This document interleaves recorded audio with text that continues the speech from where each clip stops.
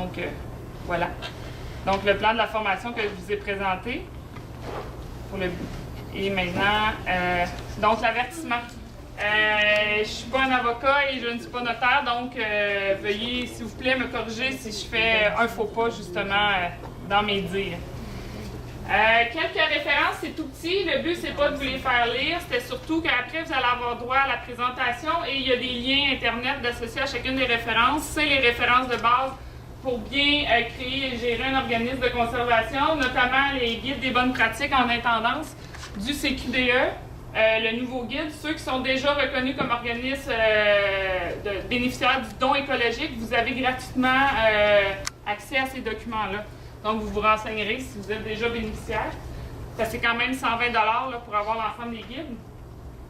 Les normes et pratiques des organismes de conservation du Canada. Donc, il existe 2 guides sur les normes. C'est quand même assez similaire. Je vous dirais par contre que le guide des bonnes pratiques en intendance est vraiment plus complet au niveau de l'information, vraiment pour créer et gérer. C'est pas juste des normes qui sont présentées, c'est vraiment un guide complet pour gérer un organisme. Mettre sur pied un organisme de conservation des réseaux des milieux naturels, comment constituer une personne morale, l'enregistrement d'un organisme de bienfaisance et capsules juridiques qui ont été faites par le Regroupement national des conseils régionaux de l'environnement et de nombreuses formations PDF sur les ateliers de conservation. Donc, avant de créer l'organisme, qu'est-ce qu'il faut savoir? Ben, qu'est-ce qu'un OSBL? Là, il y en a qui vont me dire, est-ce que je peux bouger? Vas-y, bouge. Je vais danser. Donc, il y en a qui vont dire, on ne peut pas appeler ça un OSBL. Oui, on peut appeler ça un OSBL, un OBNL, une personne morale à but non lucratif. Donc, en fonction de la loi, c'est vraiment une personne morale à but non lucratif. Par contre, il y a d'autres acronymes et noms qui peuvent être utilisés. C'est sûr que le OSBL, organisme sans but lucratif, est vu un peu péjoratif parce que c'est comme si on n'avait pas de but. C'est sans but, mais c'est un terme qui existe. Le registraire des entreprises, donc dans la loi sur les compagnies, définissent un OSBL comme une personne morale sans but lucratif. Donc, personne morale dit vraiment, elle a une personnalité juridique. C'est comme une personne qui n'est pas en chair et en os, mais une personne qui existe réellement. Qui n'a pas de but lucratif, ça veut dire que ce n'est pas une entreprise. C'est ce qui la différencie d'une entreprise. Elle ne peut pas faire de profit. C'est ce qui la différencie aussi d'une coopérative là, de travailleurs, par exemple, c'est que, si je continue, là, est un regroupement d'individus qui poursuit un but à caractère moral ou altruiste et qui n'ont pas l'intention de faire des gains pécuniaires à partager. Donc, ce n'est pas une coopérative. S'il y a du profit qui est fait, il n'est pas repartagé dans ses membres. Et ce profit-là doit être, dans les années qui suivent, quand même réinvesti dans la mission de l'organisme. Ça ne peut pas être accumulé.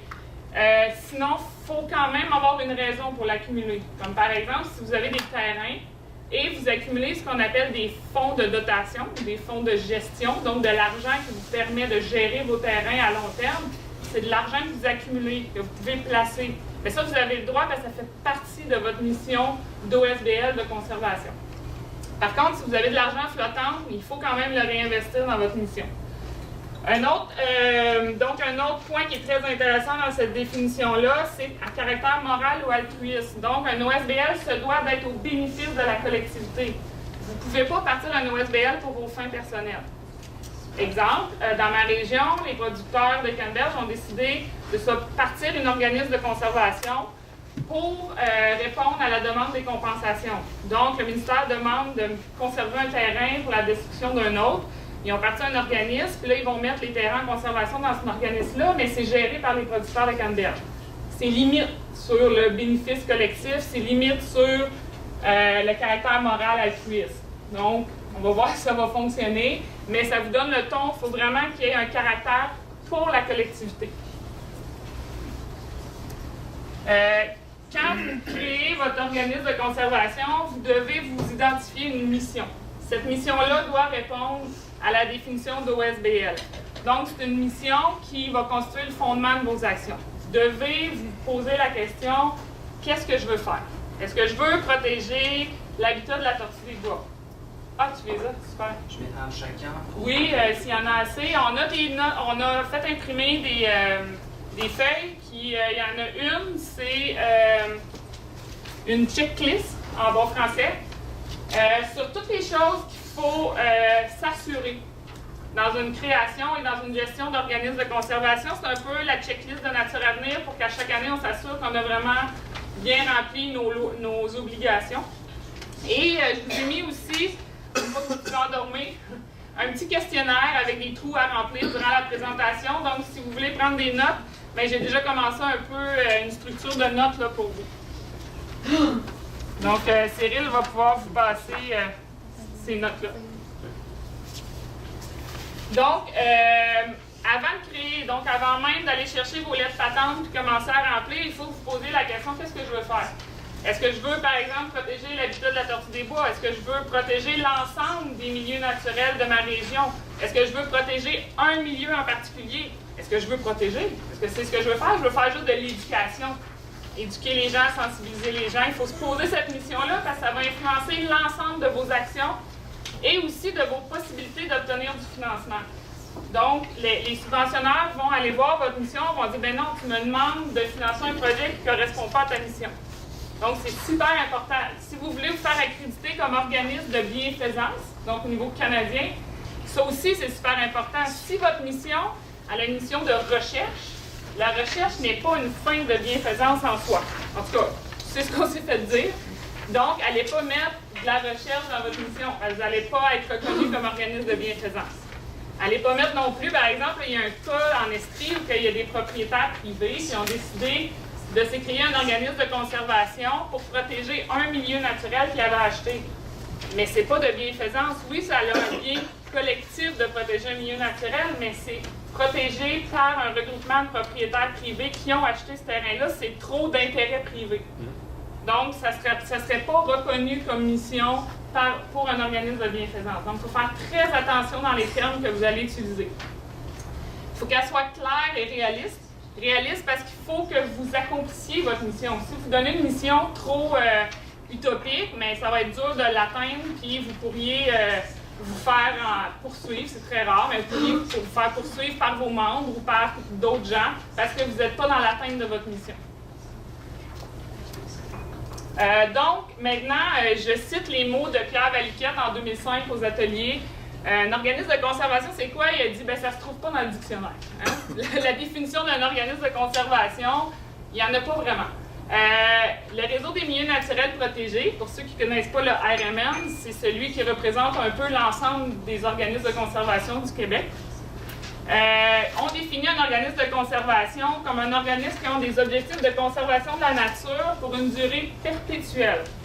Donc, des organismes, c'est pas le Conseil régional d'environnement qui a un objectif de protection de l'environnement, n'est pas un organisme de conservation. On ne fait pas de la conservation en perpétuité. On n'achète pas des terrains pour les conserver à perpétuité. On peut changer. Juste pour vous donner des petits exemples de missions, il y en a peut-être certains là-dedans que vous allez reconnaître. Promouvoir la conservation et la mise en valeur de la faune et de son habitat. Hein, vous savez c'est qui? Fondation de la faune du Québec. Donc, elle ne travaillera pas sur la flore. Si elle voudrait aller chercher de l'argent pour protéger une espèce floristique, ça ne fonctionnerait pas. Guider les personnes et les organisations dans l'application de meilleures pratiques environnementales. Ça, c'est Nature Action. Assurer la conservation, voire perpétuelle, des caractéristiques naturelles du Québec, plus spécifiquement du centre du Québec, bien, c'est Nature Avenir. Puis on a dit voire perpétuelle parce qu'on se donne quand même une latitude de faire des actions de conservation qui ne sont pas perpétuelles. Il y en a d'autres, là, ici, la dernière peut-être, promouvoir l'éducation de la population à la conservation des milieux naturels. Donc, c'est de l'éducation. Ils n'iront pas acquérir des terrains, à moins qu'ils veulent acquérir un terrain pour des fins d'éducation. Ça pourrait, par exemple, l'Université McGill avec le Mont-Saint-Hilaire, ça pourrait être un peu dans leur mission. Dans vos lettres patentes, donc, il faut aussi définir vos objets, donc vos objectifs.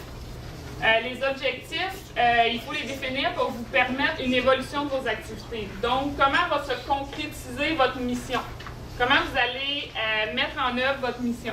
Il faut que ce soit des objectifs qui sont mesurables. Donc, voir si vous atteignez ce que vous êtes fixé. Il faut aussi que les objectifs ne soient pas trop précis, dans le sens qu'il ne faut pas décrire comment vous allez faire ces objectifs-là.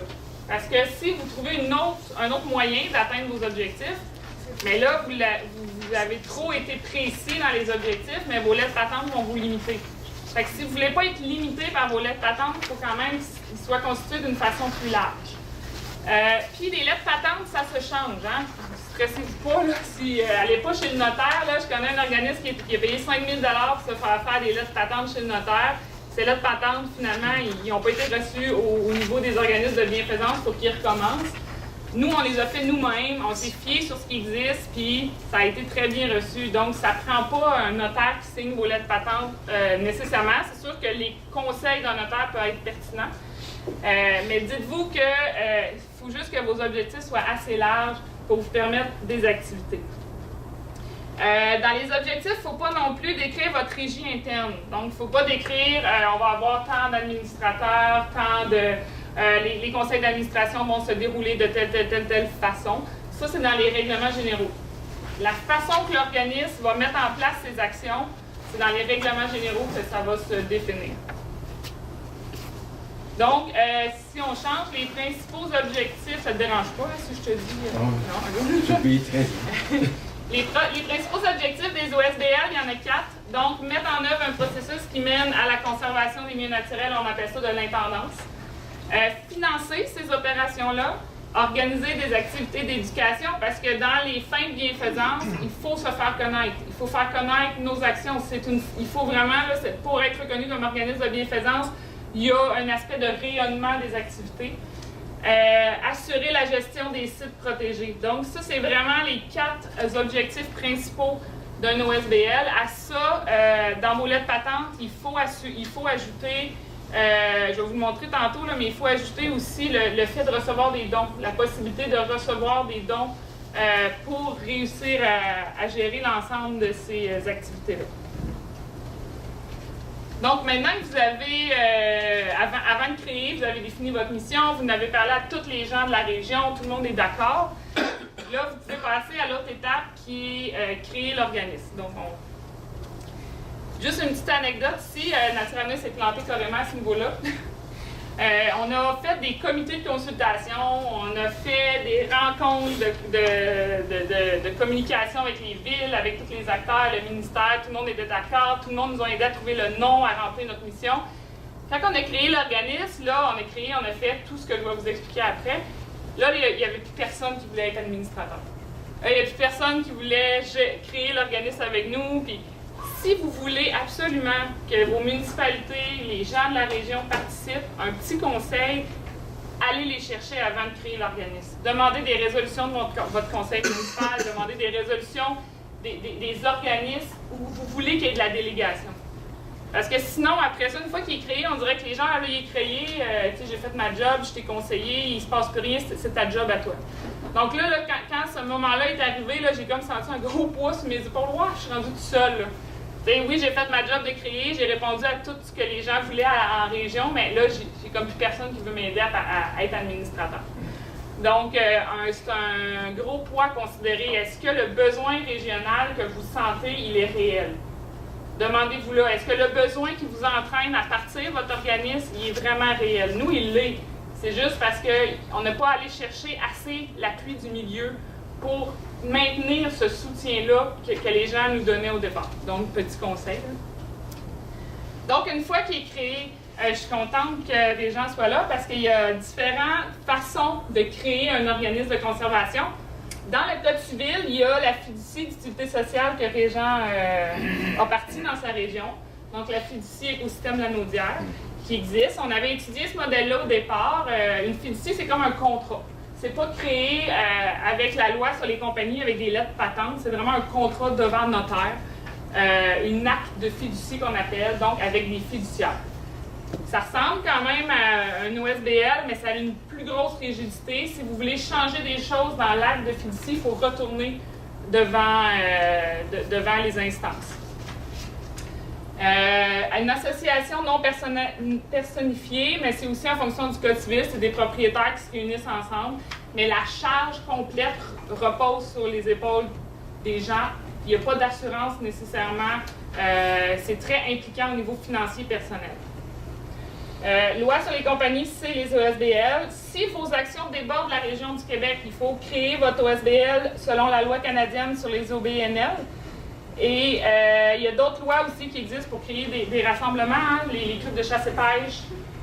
Il existe d'autres lois aussi, là, c'est dépendamment de votre mission, mais habituellement, c'est vraiment la loi sur les compagnies, partie 3, qui est utilisée. Donc, la loi sur les compagnies, les formalités, mais c'est assez simple. Il faut remplir la demande de constitution en personne morale sans but lucratif, dont la RE 303. Ça prend 3 requérants, donc ce qu'on appelle les premiers administrateurs. Et ça va être aussi les administrateurs provisoires, donc ceux qui vont faire la première assemblée des membres. Ça en prend 3. Si vous voulez avoir plus d'administrateurs que 3, il faut prévoir dans vos lettres patentes le pouvoir de modifier ce nombre par la suite.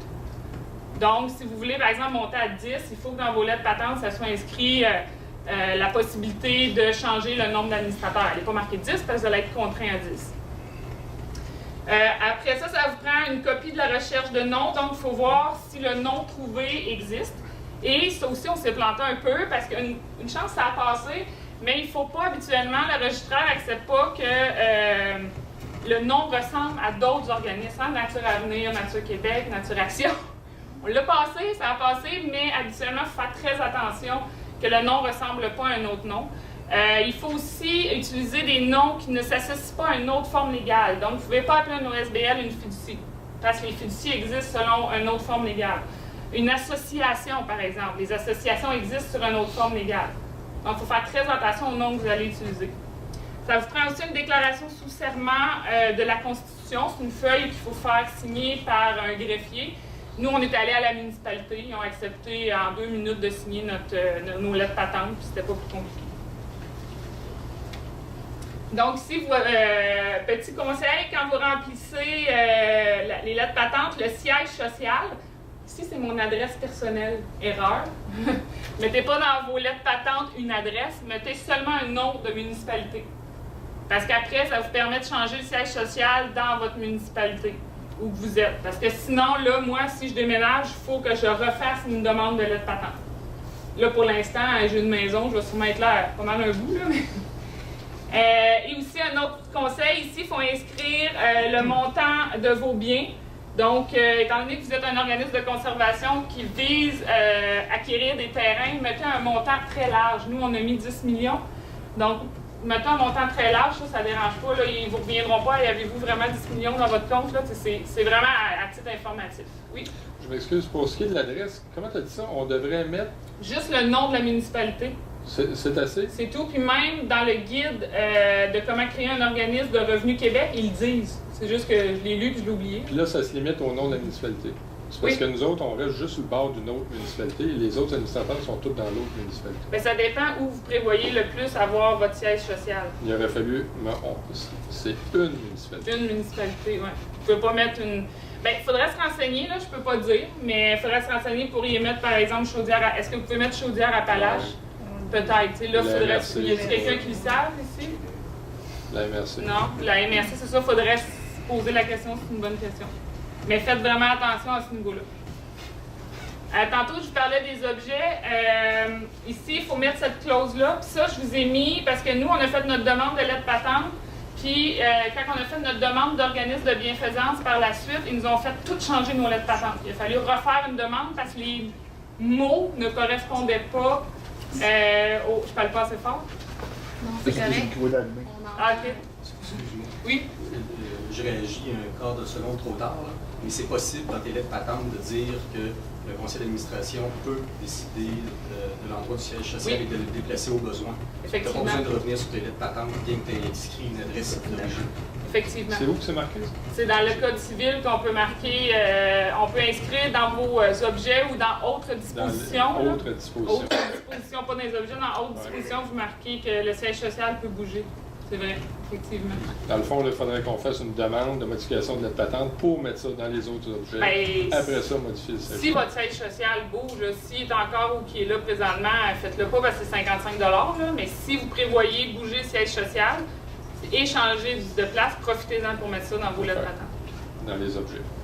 Dans les autres dispositions. Autres dispositions. Ouais. Donc, dans les objets, si vous voulez recevoir des dons, des legs, autres contributions, il faut marquer ce gros paragraphe-là.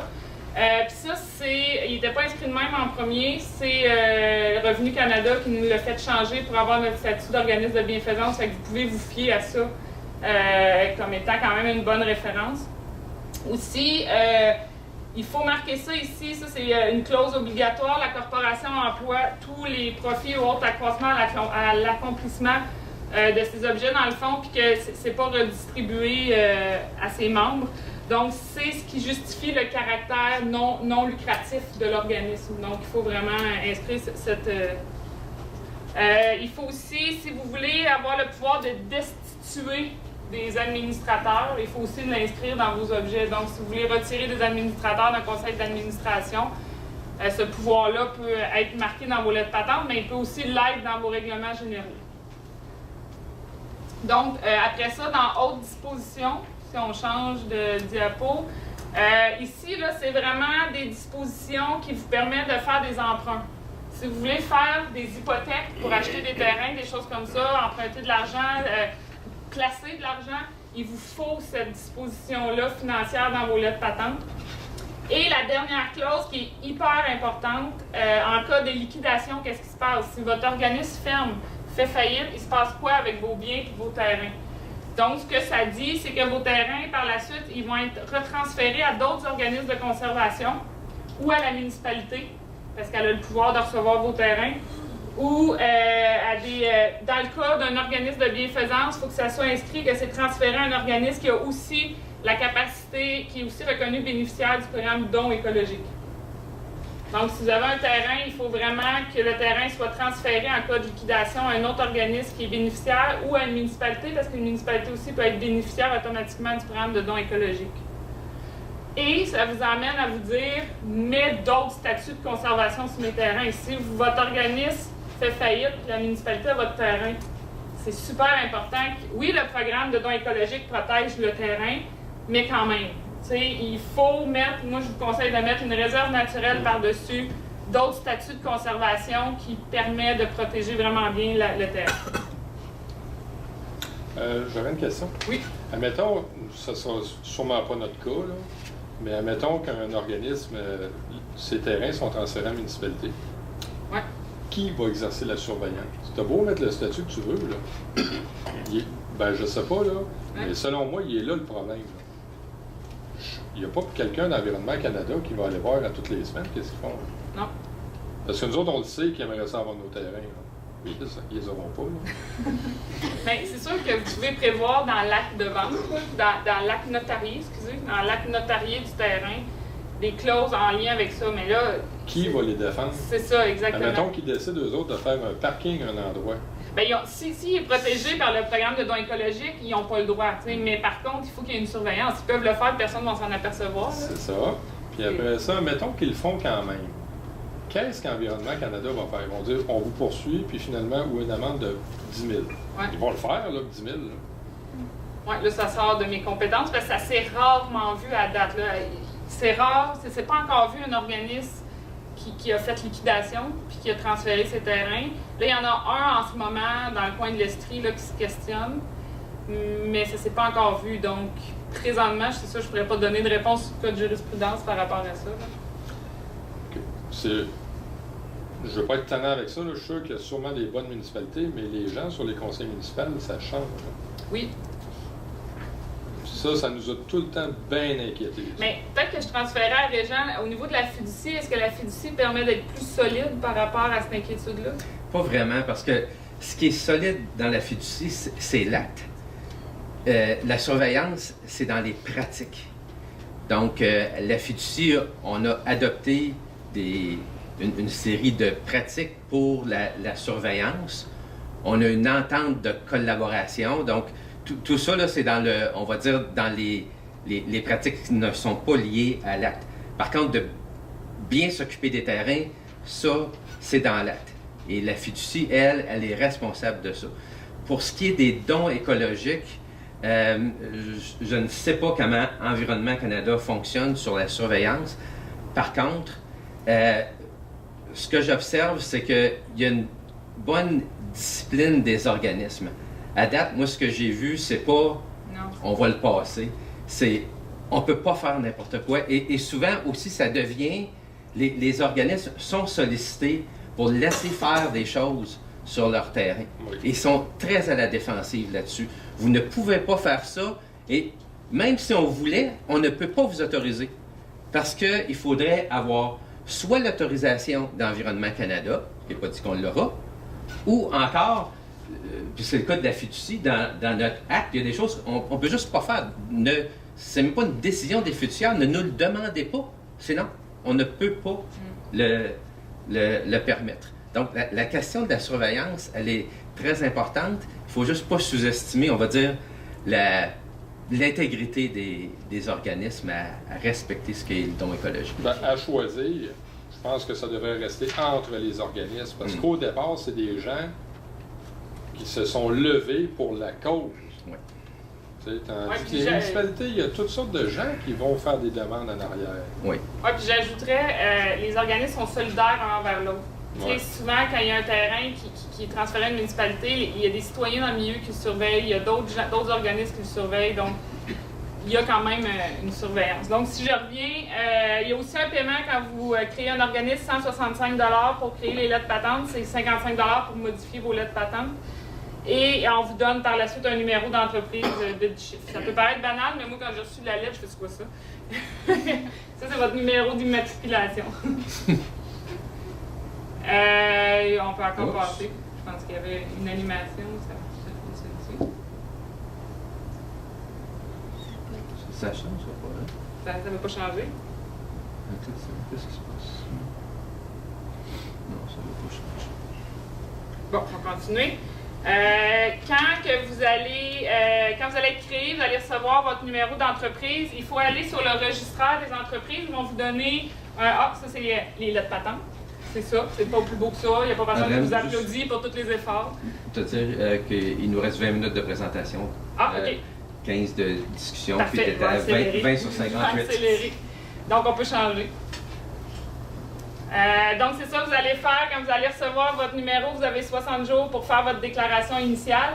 Après ça, à chaque année, vous faites votre déclaration de mise à jour annuelle qui vous coûte 34 $. Et si vous avez des choses à changer durant l'année, vous avez 30 jours suivant, par exemple, un changement d'administrateur ou des choses comme ça pour faire une déclaration de mise à jour courante. Et tout ça se fait sur le site Internet là, de ClickSecure. Donc, si vous avez l'ensemble du checklist là, que je vous ai donné, deux petites choses. En bas, retenue à la source TPS. Si vous avez des employés, vous devez faire de la retenue à la source. Ça, c'est ce qui est le plus dangereux pour les administrateurs. Si les administrateurs ne surveillent pas si la retenue à la source est payée, ça peut retomber directement sur eux. La charge est personnelle au nom des administrateurs. TPS TVQ, c'est si vous êtes un petit fournisseur, vous n'en payez pas, il faut faire plus de 50 000 $ de revenus pour payer TPS TVQ. Et si vous voulez vous faire rembourser la TPS TVQ à 50 %, il faut avoir 40 000 $ de financement public. Oui? Au lieu de les retenir à la source et d'avoir des employés, est-ce que c'est une bonne stratégie de garder juste les administrateurs et de donner des mandats à contrat? Oui, oui. Moi, je suis payée 4 heures par semaine par un autre organisme pour Nature Avenir. Donc, Nature Avenir ne paie pas de retenue à la source. Dans le fond, Nature Avenir a fait une entente avec un autre organisme pour me payer. Est-ce que sans ça, ça augmente la complexité de la comptabilité, de tout? Effectivement. Donc, si on continue, par la suite, organisme de bienfaisance. Une fois que vous êtes créé, vous pouvez devenir organisme de bienfaisance. L'organisme de bienfaisance, c'est vraiment ce qui est essentiel, c'est pour des fins de bienfaisance. C'est vraiment, la définition est aussi plate que ça au niveau de l'Agence de revenus du Canada. Une fois que vous êtes créé, vous avez 30 jours pour aviser le provincial que vous avez été créé organisme de bienfaisance parce que les obligations fiscales changent. Vous n'avez plus de déclaration de revenus à faire, vous avez d'autres sortes de formulaires à remplir. Donc, les avantages d'un organisme de bienfaisance, c'est que vous pouvez émettre des reçus d'impôts. Les reçus d'impôt s'émettent sur la charge de la juste valeur marchande. Vous faites un souper spaghetti, il faut déduire, mettons le souper spaghetti coûte 100 $, il faut déduire du 100 $ le coût des spaghettis. Donc, par exemple, ça vous a coûté 10 $ par assiette, mais le reçu d'impôt est vraiment de 90 $. C'est la même chose pour les terrains. Quelqu'un vous donne un terrain, il faut déduire de ce don des droits d'usage qui se conserveraient sur le terrain, des gains en capital, des choses comme ça. Ça donne accès à différentes subventions privées. On est aussi bénéficiaire admissible de dons écologiques. On est exempté aussi d'une déclaration de revenus. Toutefois, si je pense qu'il y a une animation, ici, ça disait que, nous on a reçu cette lettre-là, ça disait que nos lettres patentes n'étaient pas valables pour des actes de bienfaisance. Donc, il nous disait de respecter, de changer nos lettres patentes avec ce qu'il nous conseillait à la virgule près. On ne pouvait pas les estimer, il fallait vraiment modifier nos lettres patentes selon ce qu'il nous disait. Donc, si vous voulez maintenir votre statut d'organisme de bienfaisance, c'est ce que tout le monde a peur, là, maintenir son statut. La première chose, c'est qu'il faut maintenir ce qu'on appelle, il faut utiliser votre argent à des fins de bienfaisance. Et ça s'appelle le contingent des versements. Donc, il faut, si vous faites plus de 25 000 $, que 3,5 % de vos dépenses soient à des fins de bienfaisance. Sinon, il faut que vous fassiez un don à d'autres organismes de bienfaisance. Il faut que l'argent soit utilisé à des fins de bienfaisance. Délivrer des reçus de dons exacts, ça c'est ce que je vous expliquais tantôt. Activité politique limitée. Vous pouvez aller serrer la main d'un politicien et dire hey, « Monsieur, madame, ce serait le fun que vous conservez », mais vous n'avez pas le droit de dire non au Parti conservateur, non au Parti provincial, au Parti québécois, parce que vous ne pouvez pas faire de la fausse, vous ne pouvez pas prendre pour un parti. Donc, vous ne pouvez pas... si vous faites des actions politiques, comme par exemple, Corridor Appalachiens est en train de faire des actions politiques pour que les taxations municipales soient remboursées aux municipalités qui font de la conservation, en tout cas en résumé, mais ils ne peuvent pas dépenser plus de 10 % de leurs revenus à ces fins-là. Ils ne peuvent pas dépenser plus de 10 % pour cette activité politique-là. Activité commerciale. Si vous dites, bon, mais moi, je vais vendre des affaires, me faire de l'argent, je vais louer mes terres agricoles qui sont en conservation. Si vous êtes un organisme de bienfaisance, il faut que les activités commerciales soient faites à 90 % par des bénévoles. Oui? Un administrateur d'organisme de bienfaisance peut-il se faire inviter dans un meeting politique ou, oui, mais pas à une assemblée des conservateurs. Pardon? Oui, mais pas à des assemblées de partis politiques. Vous ne pouvez pas aller à un souper spaghetti du Parti conservateur ou de la CAQ, vous ne pouvez pas. OK, mais de Québec solidaire. Non, vous ne pouvez pas. Ben, pas avec votre chapeau d'organisme de bienfaisance. On ne peut pas faire de dons. Non, vous ne pouvez pas faire de dons à un parti politique. Les administrateurs, aucun des administrateurs. À votre nom personnel, oui, mais pas au nom de la personne morale. Que OK, au nom personnel, un administrateur pourrait dire « je suis membre du Parti québécois ». Oui, oui, ça vous avez le droit. Vous êtes administrateur, mais vous n'êtes pas la personne morale. Sauf que la personne morale ne peut pas prendre position en disant « voter pour Québec solidaire parce que les autres, ils sont pour la conservation ». Exact. OK, mais ça inclut-tu les officiers président, vice-président? Oui. Oui, ça, c'est. Des fois, les gens peuvent associer. C'est la loyauté, ça, je vais vous en parler dans pas long. Tenir adéquatement des registres, c'est super important pour être organisme de bienfaisance. Plus de la moitié des administrateurs sans lien. Si vous êtes papa, maman, oncle, tante, ça ne marche pas pour un organisme de bienfaisance. Il faut que tout le monde soit. Au moins 50 % des administrateurs n'aient pas de lien professionnel entre eux ou de lien de parenté entre eux. Donc, je ne la repasserai pas, mais ça, c'est la checklist que je vous ai mis pour les organismes de bienfaisance. Tout à l'heure, tu disais de lien professionnel, un groupe de producteurs de canneberge. Et voilà. Non, ça ne marcherait pas, mais tu sais, moi, je laisse aller la patente, j'ai hâte de voir ce que ça va donner. Ils se sont fait conseiller cette solution-là par une firme de consultants. J'ai hâte de voir. Donc, pour le programme de dons écologiques, pour être reconnu, il faut être un organisme de bienfaisance. Inclure dans ses objets que la conservation et la protection du patrimoine naturel du Canada. Nous, c'est pas dans nos lettres patentes qu'on a été reconnus. Je ne peux pas vous dire pourquoi, mais dans le guide, il suggère de marquer ça. Inclure aussi dans vos lettres patentes l'acquisition et la gestion des biens immobiliers à des fins de conservation. Hein, c'est pas à des fins de commerce ou à des fins d'école éducative. Et soumettre une demande à Environnement Canada. C'est une lettre que vous écrivez, vous faites de votre mieux, puis vous envoyez ça à Luc Robillard. C'est le lien avec l'article précédent. Oui. C'est le Canada qui donne le statut. Oui, c'est ça. Fait que marqué Canada. Ils disent de le marquer, mais nous, on ne l'a pas mis. Ça dépend qui écrit. Donc, là, je vais un peu vite parce que vu qu'on avait du retard, il faut que je rattrape le retard. Donc. Mais juste te dire, ouais. Il nous reste 25 minutes. Ah, au total. Les gens posent des questions oui, c'est ça, au fur et à mesure. Là, ce qui fait qu'il reste un certain espace, puis t'es un peu plus qu'à mi-chemin. Super. Le fonctionnement, bien, la base de l'OSBL, l'OSBL, c'est comme un enfant. Je vois ça comme ça, là, ça a des parents, ça a des frères et sœurs qui représentent, par exemple, les membres, là, des parents qui représentent un peu les administrateurs qui vont gérer l'enfant, mais la personne a son propre fonctionnement, ses propres idées, son propre mode d'avancement dans la vie. Donc, un OSBL, c'est comme ça. Le fonctionnement, l'administration et les activités de l'OSBL sont réglées par la loi. Donc, l'enfant ne peut pas aller tuer quelqu'un. Il y a des lois qui gouvernent les gens. Ça. L'acte constitutif, donc les lettres patentes, c'est ce qui va diriger l'OSBL. Et les règlements généraux. Donc, les administrateurs sont là vraiment pour mettre en action les lois, l'acte constitutif et les règlements. À cela s'ajoutent tous les autres documents que vous voulez créer pour vous aider. Donc, les règlements généraux, à quoi ça sert? Ça, c'est obligatoire. C'est pas mal similaire, tu sais, il n'y a pas de place à créativité là-dedans. Là. C'est pas mal similaire pour tout le monde. Ça régit la vie de la personne morale dans son ensemble et la concrétisation par les membres. Donc, dans les règlements généraux, on a des dispositions générales qui disent, comme nous, Nature Avenir va suivre, s'engage à suivre les normes des bonnes pratiques en conservation. Donc, peu importe les administrateurs qui vont passer, ils vont être obligés de respecter les normes des bonnes pratiques. Ceci dit, les règlements généraux, ça se change.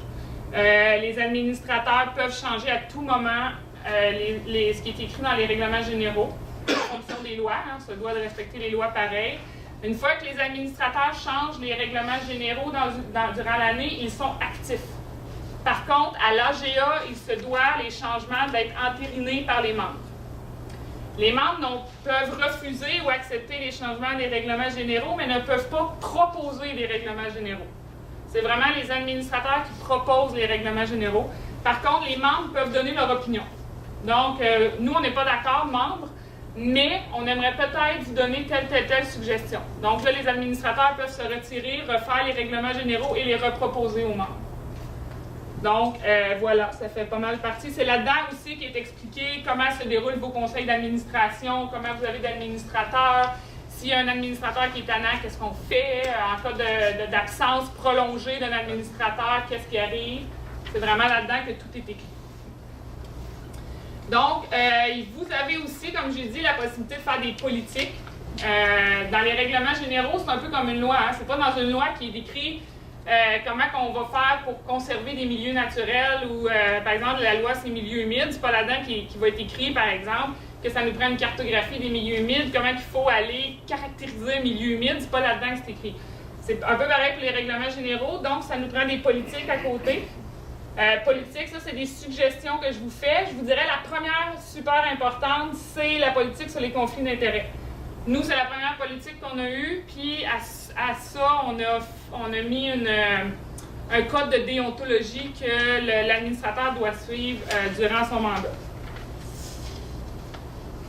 Et les registres, je vous ai dit que pour un organisme de bienfaisance, on est obligé d'avoir des registres, mais un OSBL aussi. Tout membre qui désire voir vos papiers a le droit. Si vous y refusez le droit, c'est une responsabilité civile. Le membre peut vous poursuivre parce que vous refusez d'y montrer, par exemple, les registres des procès-verbaux. Donc, ça, c'est les principaux registres qui existent. Je vous dirais, l'acte constitutif, règlements généraux, politique, nom des administrateurs, si c'est dans la loi, vous êtes obligé de tenir ce genre de registre. Rencontre DCA, procès-verbaux. Quand vous êtes un petit administrateur, tout ça tient dans une belle petite filière. Vous avez un petit registre couleur mauve sur votre bureau. Plus que vous grossissez, plus que vous avez de registres, là, mais je vous dirais, les dons reçus, il faut séparer les deux types de dons. Dons avec reçu officiel et dons sans reçu. Stipulé ou, j'oublie l'autre terme, là. Mais il y a 2 sortes de reçus, il faut séparer les deux aux fins de bienfaisance.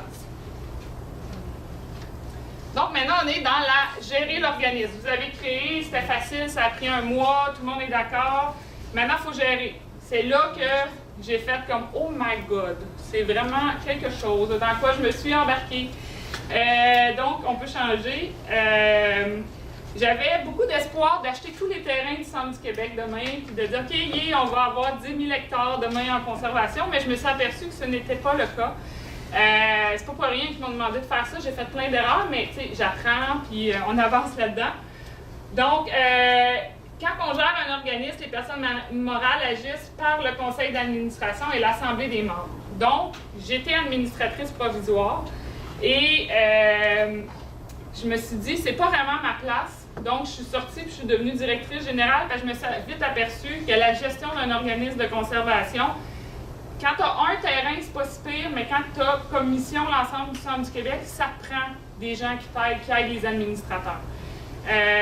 Puis les administrateurs, si on ne veut pas les épuiser, il faut les aider avec du personnel ou des gens compétents à côté, parce que juste ça, c'est beaucoup. Tu sais, quand on les appelle les TLM, là, tout le temps les mêmes, là, dans notre région, c'est le cas. Tout le temps les mêmes sont ces conseils d'administration, puis on ne veut pas les épuiser, nos administrateurs. Donc, ça a l'air bien beau comme ça, là, mais les parents ont besoin d'aide pour élever un enfant, c'est la même affaire pour une personne morale. Donc, la checklist des premières rencontres officielles. Une fois que vous êtes créé, vos administrateurs se réunissent, adoptent les règlements généraux, préparent les registres et adoptent le règlement de l'institution financière à la banque. Par la suite, tout ça peut se faire dans la même soirée. Il faut juste mentionner légalement que les administrateurs acceptent de ne pas se faire convoquer entre chaque rencontre. Donc, après cette rencontre-là, les administrateurs disent « OK, j'ai pas besoin que tu m'appelles pour me convoquer pour l'autre rencontre. » On fait l'autre rencontre. L'Assemblée des membres, vous avez 6 mois après la création pour la faire. Je vous l'ai dit, les règlements généraux, c'est juste approuvé par les membres. Donc, les membres approuvent. Il y a les élections des administrateurs officiels. Donc, vos administrateurs deviennent administrateurs provisoires ou ils disparaissent, puis il y a des nouveaux administrateurs qui rentrent en poste. Et il y a le premier conseil d'administration. Vous allez prendre une bière après. Puis là, vous dites, OK, le conseil d'administration a 3 rôles. Gérer, donc la gestion des règlements politiques, pratiques, la direction des activités et la conduite des affaires. Ça, c'est les 3 principaux rôles du conseil d'administration. Donc, ils font de la gouvernance. Les administrateurs ne font pas de technique, ils font de la gouvernance. Ça, c'est très théorique, parce que quand tu es un organisme de conservation, tes administrateurs font tout ça. Conseil d'administrateur, procédure des conseils d'administration. Donc, il y a un avis de convocation. Le président convoque les autres administrateurs à se réunir. À ce moment-là, il y a un projet d'ordre du jour de déposer. Il y a un procès verbal de la séance de la veille qui est déposé aussi, et tous les documents qui vont aider le travail du conseil d'administration. Ce que je vais vous présenter provient du Code Morin, que je vous invite à lire. Allez chercher les documents résumés du Code Morin sur Internet, sinon vous allez vous endormir. Tout ça est très clairement défini comment faire un conseil d'administration. Ça prend un minimum de 3 rencontres par année. Et aussi, c'est pas obligé que ça soit en personne. Ça, c'est dans le Code civil, là. C'est pas obligé d'être en personne. Vous pouvez faire ça par Skype ou par tout autre moyen, du moment que tout le monde peut interagir entre eux de façon simultanée. Il y a un président de séance et un secrétaire, et ça prend un quorum. Donc, le quorum, c'est habituellement la moitié des administrateurs du conseil, il faut qu'ils soient présents. Donc, l'ordre du jour comprend habituellement l'ouverture de l'ordre de la rencontre, la lecture et adoption du procès verbal, l'adoption du procès verbal de la rencontre, affaires découlant du procès verbal. Donc, est-ce qu'il y a des choses qui ont été produites depuis la dernière rencontre? Les correspondances qui ont un lien avec le CA. Donc, n'allez pas présenter des correspondances qui concernent, par exemple, Monsieur Tout-le-Monde qui a décidé de vous écœurer parce qu'il ne peut pas passer son pipeline à tel endroit ou je ne sais pas quoi. C'est vraiment les correspondances en lien avec la gouvernance du CA. Rapport financier, c'est optionnel, mais c'est très conseillé de suivre les finances de l'organisme. Période d'information, suivi des dossiers, rapport de la direction générale s'il y en a, et variant informatif. Les procès-verbaux, c'est le témoin de tout ce qui a été délibéré durant la rencontre.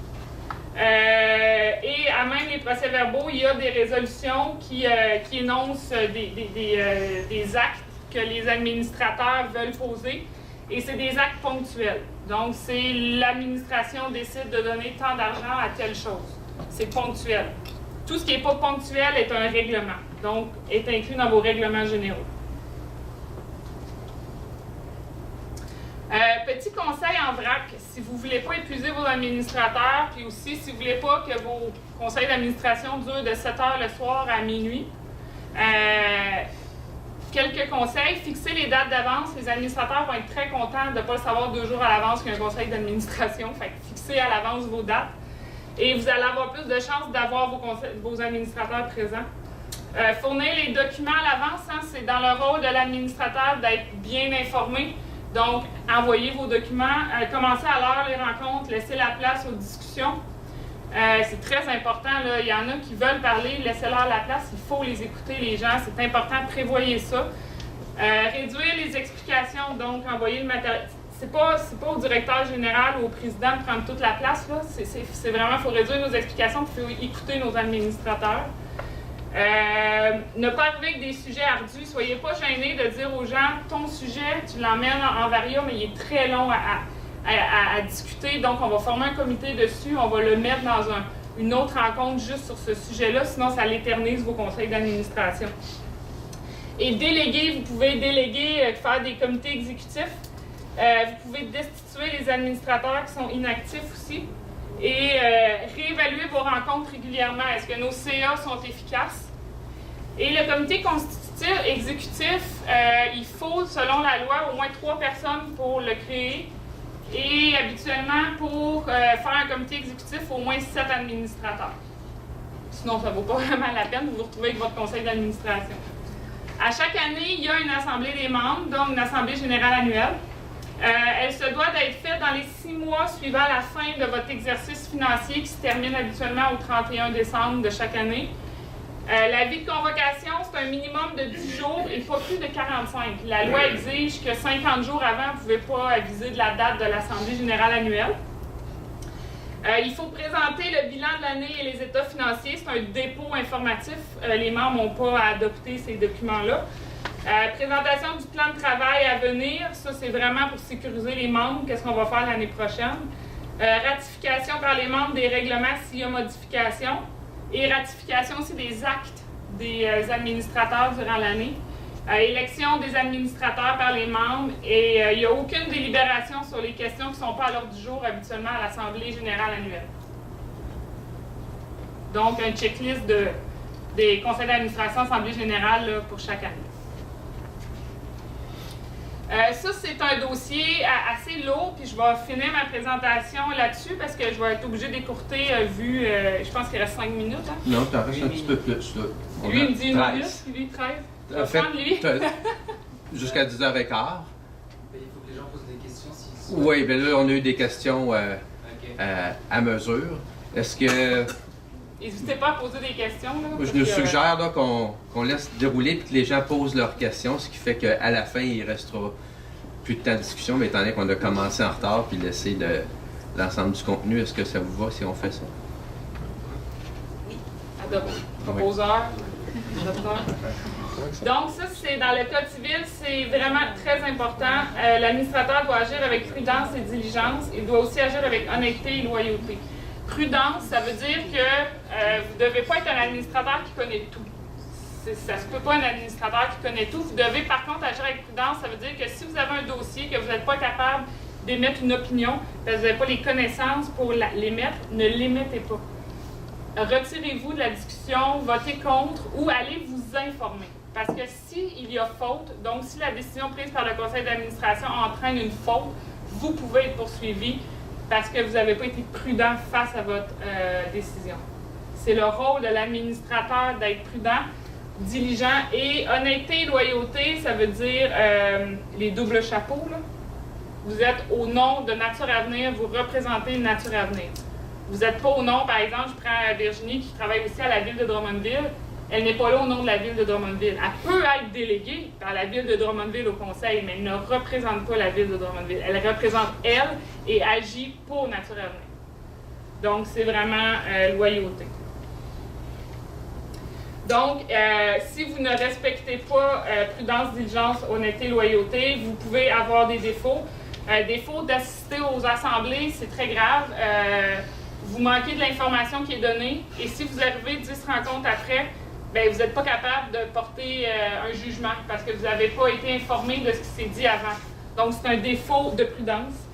Défaut de se renseigner, c'est la même chose. Défaut de surveillance. Hein? Il faut surveiller votre DG, il faut surveiller les autres administrateurs, il faut surveiller les états financiers. Est-ce que les retenues à la source ont été payées? C'est de la surveillance. Vous pouvez être affecté d'un défaut de surveillance. Défaut de gestion, ça, c'est une faute grave, une très grosse faute. Le conseil d'administration a, je ne sais pas, fait un abus de pouvoir, a harcelé un politicien. Les politiciens n'ont pas agi avec diligence. Ils peuvent être poursuivis. Donc, il y a aussi, dans le Code civil, l'administrateur doit agir dans les limites de leur pouvoir. Donc, ils ont des responsabilités. Ils se doivent de respecter les lois. Donc, responsabilité statutaire, pénale, c'est les lois. Donc, vous devez respecter les lois sur votre statut d'organisme. Civil, c'est que vous devez respecter votre statut sur ce qui est dans le Code civil du Québec. Responsabilité civile, c'est tout ce que la personne morale, donc par exemple Nature Avenir, pourrait faire envers les autres, envers d'autres organismes, d'autres entreprises, d'autres personnes. Le défaut de ne pas payer un contrat à quelqu'un est une responsabilité civile. Les administrateurs pourraient être poursuivis par la personne. Donc, il y a deux choses qui peuvent vous protéger de ça. L'immunité du mandataire, ça veut dire que vous siégez en tant qu'administrateur, mais si vous faites une saine gestion, vous avez été prudent, vous avez été diligent, vous avez été honnête, vous avez été loyal, la Cour ne vous accusera pas d'une faute si vous avez fait une saine gestion de votre organisme. Assurance aussi. Les assurances, quand on parle d'assurance des administrateurs, c'est pour vous protéger de certaines fautes commises lors d'une saine gestion. Hein. Les assurances ne vous protégeront pas si vous avez commis une faute, parce que vous êtes dans l'erreur. Donc, en tant qu'administrateur, c'est super important. Puis, si on passe à l'autre, si vous avez des exemples de responsabilité statutaire, mais le salaire des employés, là, si vous êtes inscrit en fonction de la loi canadienne et vous ne payez pas vos employés, c'est les administrateurs qui vont devoir payer le salaire des employés. Au Québec, c'est pas le cas par contre. La loi, les compagnies n'exigent pas ça, mais pour la retenue à la source, par contre, là, ça peut vous retomber dessus personnellement. Ici, là, avec les 3 étoiles, c'est super important. Donc, vous avez, vous pourrez voir là, les différentes fautes. La non-tenue des registres, justement, c'est aussi une responsabilité statutaire pénale en fonction de la loi. Les administrateurs aussi, dans le Code civil, vous devez respecter les conflits d'intérêts. Donc, vous ne pouvez pas agir, par exemple, Virginie, je vais encore te reprendre un exemple. On parle d'un milieu naturel qui est dans la ville de Drummondville. On sait qu'il y a des espèces menacées, on sait qu'il y a un milieu humide, mais on sait que la ville va faire un développement domiciliaire. Là. Virginie, elle n'a pas le droit de prendre les informations et d'aller les donner à son directeur du service en environnement. Donc, c'est un conflit d'intérêts. Elle pourrait être poursuivie pour abus de pouvoir au niveau par Nature Avenir. Les conflits possibles, loyauté, utilisation des biens ou utilisation de la personne morale, comme je vous dis, ça c'est l'utilisation, par exemple, d'informations ou des terrains.